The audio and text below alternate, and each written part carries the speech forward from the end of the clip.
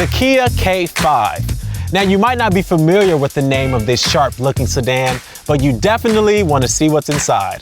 This is bang for your buck on 4 wheels wrapped in style. So let's unwrap it and see what the K5 is all about. Hey everybody, I'm Desola from Edmunds. We painstakingly test and review hundreds of cars, trucks, and SUVs every single year, while CarMax expertly appraises, buys, and sells thousands and thousands of them. So we thought, wait a minute, why don't we combine our car testing knowledge with CarMax's experience to help you make the right choice on your next car? Now, before we get into the video, make sure to like and subscribe to CarMax to see more videos like this one. And if you want to know more about the K5 inside and out, click the link down below for an in-depth article. So when you hear K5, you might think, what is it? A marathon? A chocolate bar? Okay, you know it's not a chocolate bar. It's actually Kia's freshly redesigned midsize sedan, and they used to call it the Optima, but back in 2021, they renamed it the K5, and I actually think that sounds a lot cooler. Now this is a 2021 K5 in the EX trim. It's the second highest trim level behind the GT. CarMax sells 2021 K5s for an average of $31,734. Now keep in mind that the price does depend on things like trim level, mileage, options, and other factors. So maybe you like the K5, but you're not too sure about it yet. Well, luckily for you, there are a ton of other options. The closest to this Kia in our Edmunds rankings are the Honda Accord and the Hyundai Sonata. But if you're looking for something a little more fun, check out the Mazda 6. Then of course, there's always the old standard, the Toyota Camry and the Nissan Altima. We could talk about these sedans all day and put you to sleep, or you could just read all the nitty-gritty in the article. So let's get back to the K5 and see what sets it apart from the competition. There's no question about it, the K5 makes a statement. It has sharp angles, cool lighting, and a dramatic roofline with a chrome strip, which actually gives you more trunk space. But we'll talk about that later. It's definitely a lot more enticing than the average sedan, and we actually think that it's the best looking in the class. So nearly all K5s have front wheel drive, and there's only 2 trims where you can get all wheel drive. So if that's something that you want, you gotta go with the LXS or the GT line. And that's right, people. Can you believe that the GT, which is supposed to be the sportiest of the bunch, only has front wheel drive? I don't know, for me, that's just disappointing. Here's a full rundown of the K5 trims. First, there's the base LX, the LXS, the cool looking GT line that has extra styling that really makes it stand out. And then there's the EX, which is what we have right here today. And finally, there's the turbocharged GT, which is the fastest K5 that you can buy.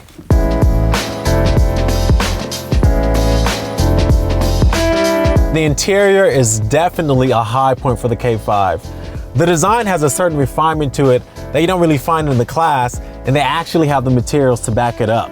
There's a lot of soft surfaces and good looking wood and metal accents all around the car for the price point. Now keep in mind that this is still on the affordable side, so there are plastics here and there, but it's actually tastefully done. It feels like it's the perfect combination between keeping the cost down while also delivering value and comfort. And that's something that Kia has done a great job at in recent years with its designs, which is a great thing, of course, but I don't really think that it's on the same quality level as the Accord. All right, so on to the technology. An 8-inch touchscreen comes standard on the K5, but if you decide to go with the GT, EX, or GT line, you'll get a 10.25-inch screen like we have in here, and it's actually at the top of the class, so that's great. Apple CarPlay and Android Auto also come standard on all models. Plus, in this model, we have a wireless charger right down here. So you can wirelessly charge your phone while also using CarPlay, and you don't have to use any annoying cables. Now, with all that said, I gotta say that I did experience some weird issues with CarPlay. When I first got in the car, it connected fine, but then it didn't. And of course, I did try using a cord and it still didn't work. And this seems to be a common issue with the K5, so that's definitely something that Kia is gonna have to figure out. Every K5 comes standard with forward collision mitigation and lane keep assist. But if you want additional features like blind spot monitoring and adaptive cruise control, you'll have to opt for a higher trim level than the base model. Now, the great thing is that these driver's aids work really well. So tech like lane keep assist is actually helpful and effective. And the reason why I say actually is because it's pretty common for those systems to be annoying in rival sedans where they don't really work as well, you know? So if you've ever felt adaptive cruise control that feels abrupt and jerky, you don't have to worry about that in the K5 because in here, it's nice and smooth. It's much better than the competition. So up front, the seats are really comfortable and there's a lot of adjustment, but it's not really anything to brag about. But one thing that they can brag about is how big the mirror is on the visor. I'm telling you guys, I'm like, man, I love it. Now there's plenty of space for tall drivers and I find it comfortable, but it's not really a standout amongst its competition.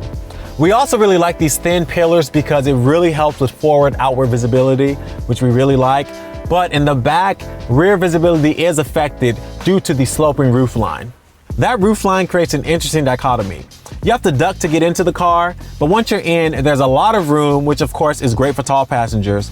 Plus, the interior looks really good from the back because you can see the entire panoramic sunroof.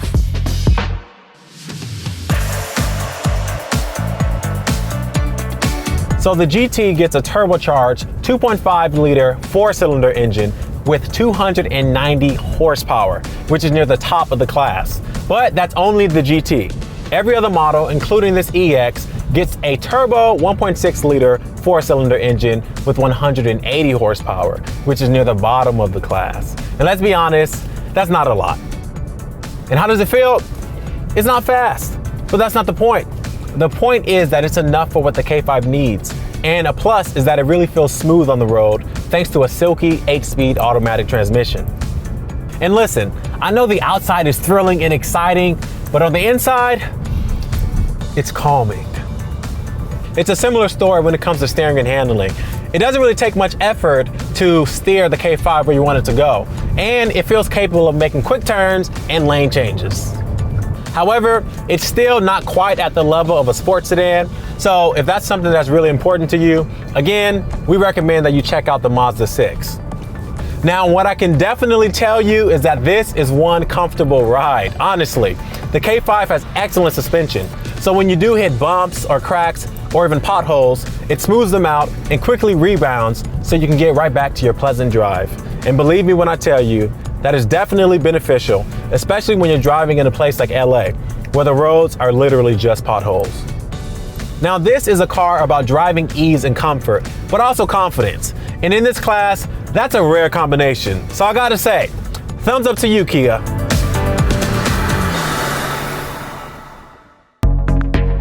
The K5 is perfect for everyday living. You get 16 cubic feet of space in the trunk, which is a little more than average, and that's helped by the dramatic roofline. You'll also have plenty of room for groceries and whatever else you want to carry around. There's also rear seat levers in the trunk for the seats to go down, which is very convenient.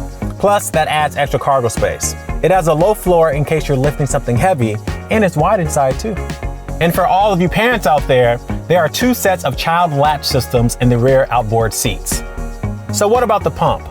The smaller base engine is rated at an EPA estimated 31 miles per gallon combined for the EX trim.